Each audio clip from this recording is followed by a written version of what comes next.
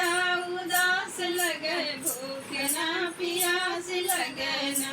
केहू कहे राम रानी, केहू कहे तानी, केहू कहे रानी रानी, केहू कहे तानी, केहू कहे जैसे जंगल की घास लगे, भूख ना प्यास लगे ना।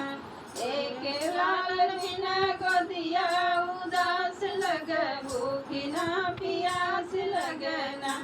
केहू कहेला बजनिया, केहू कहेला ठगिनिया, केहू कहेला बजनिया, केहू कहेला ठगिनिया, केहू कहे जैसे बनवा की घर लगी, भूख ना प्यास लगी ना।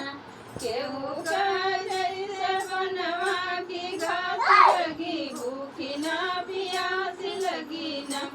एक लाल बिना गोदिया उदास लगी, भूख ना प्यास लगी ना।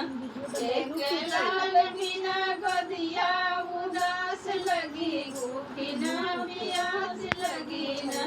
केहू कहे रानी रानी, केहू कहे तानी, केहू कहे रानी रानी, केहू कहे तानी, केहू कहे जैसे बना की कोयलिया लगी, भूख ना प्यास लगी ना।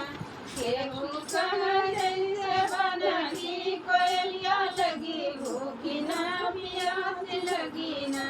एक लाल बिना गोदिया उदास लगी, भूख ना प्यास लगी ना।